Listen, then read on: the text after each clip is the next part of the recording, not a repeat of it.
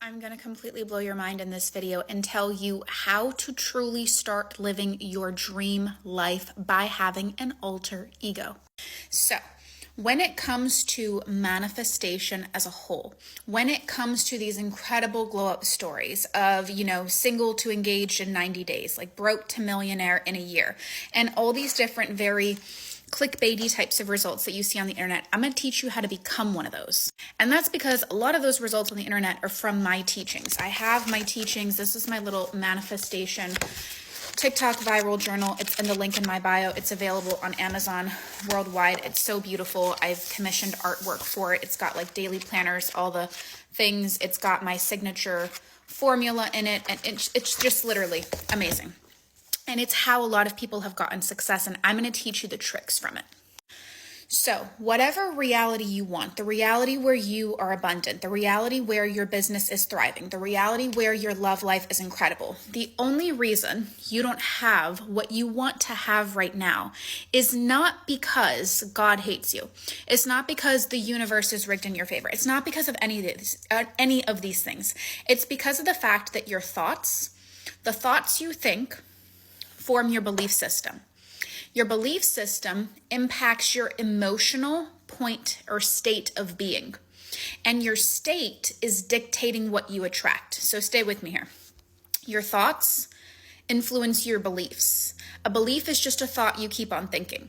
So as an example, if you think insecure thoughts, you're going to feel insecure feelings. From your insecure feelings, you're going to go out into the world and you're going to operate from a state of insecurity.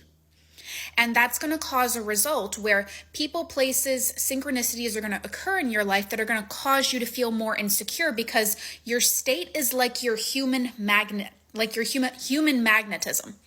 It's your human magnetism. And so your state of being is very important. And our states are so unconscious.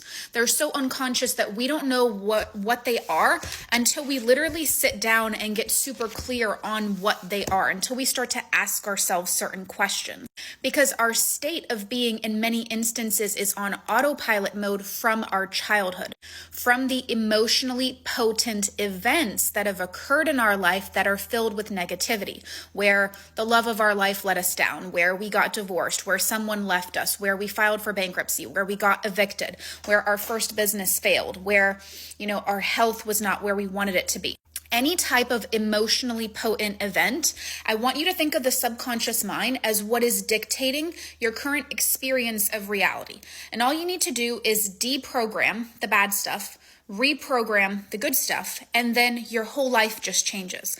I went from broke to millionaire in like a little over a year, and I didn't have any 2 dimes to rub together. Nobody funded my business. Nobody did anything. This was all just me organically working on my mindset and my energetics. When I worked on mindset and energetics, 95% of my external physical reality changed and it shape shifted. All of a sudden my business took off. All of a sudden my videos started going viral.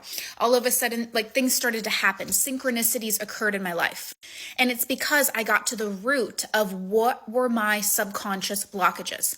What were my subconscious blockages? I went through and I journaled it all out and I wrote it all out, and I had a sequence. I had a system. I had questions. I had things that I had to go through to understand, why do other people's lives look better than mine? And what can I do to make my life look like theirs? A lot of it has to do with your identity.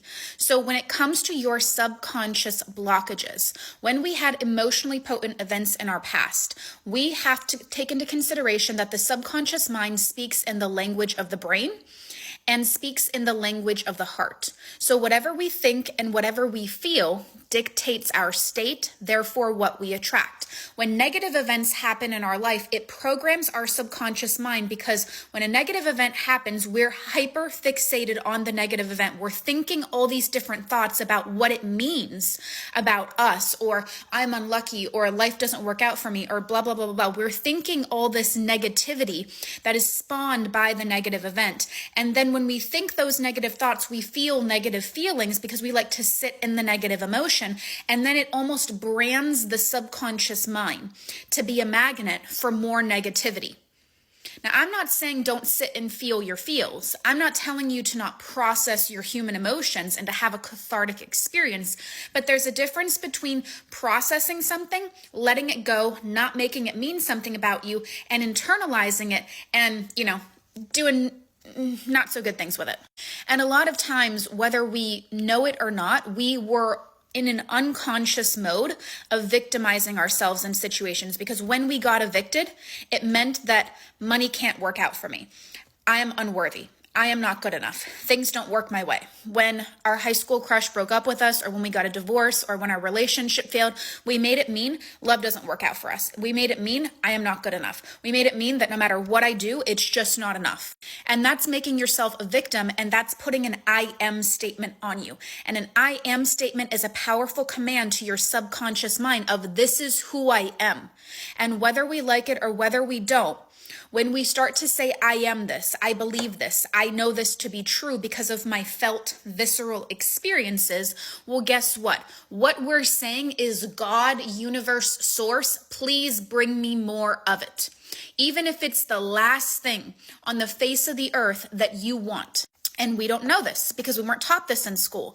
And we didn't understand that, the quality of our life is dictated by the quality of our thoughts and our belief systems and what we know to be true.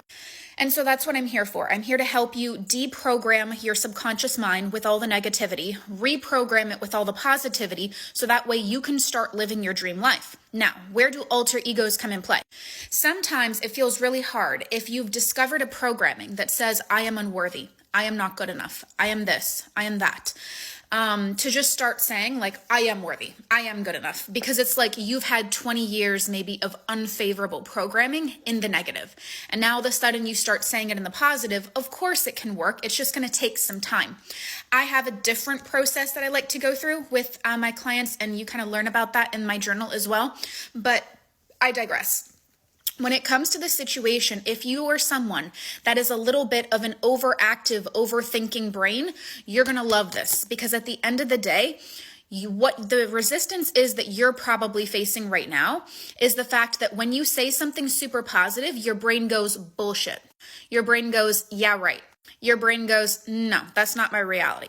And so what I like to do sometimes is I like to create an alter ego. Who is the 2.0 version of myself that is amazing, hot, sexy, has what she wants, that has the money, that has the man, that has the house, that has whatever it is I'm looking for, the friends, the connections, the networking, the colleagues. Who is she? So if this is me over here, 1.0 version of me, there's a certain level of confidence, there's a certain level of worthiness, of good enoughness, of, feeling chosen, special, important, abundant, and there's certain meters to it. So let's just say it's 1 out of 10. Maybe my good enough meter is I don't know, I'm just going to pick a number, 4 on 10. But my 2.0 version of me, the version of me that has what I want, that's maxed out. That's 10 on 10. So what our job is in manifestation, and I hope you kind of understand this visual, because in my mind it makes sense. I hope it makes sense in your mind. If not, let me know. Is it's we want to bridge the gap of what's not 100%, what's not 10 on 10, and we want to make it 10 on 10. If our identity is here and what we think and what we feel and what we believe is a reflection of what we're experiencing now in our current reality, it means some part of our belief systems, our emotions, our state of being is off. The version of you that's got 100K in the bank, what does she think? What does she believe? What does she know to be true about her and her experience with money? How does she feel about it? What does she claim and know within the core, the essence, deep down in her bones? Version of you, it's with the love of your life. What type of thoughts do you think? What type of beliefs do you have? I'm sure you don't think that all men are pigs, or that men reject you, or that things aren't working out the way you want. The problem is with a lot of people, they don't have enough discipline within themselves, and they can't be temporarily uncomfortable for a long-term benefit, because what they say to themselves is, I need this condition to be fulfilled. I need this circumstance to go away in order for me to feel better. And manifestation is all about when you feel better, when you think the thoughts and feel the feelings, that you have what you want to experience now in your present moment without the desire. That is when the desire shows up. If you say, give me the desire, I'll go make the beliefs later, the universe just laughs in your face. And maybe you even rename this alter ego. Her name is Sasha. Her name is something else. And your job is to be Sasha every single day. Tap into her confidence, her self-love, her beliefs, her emotions.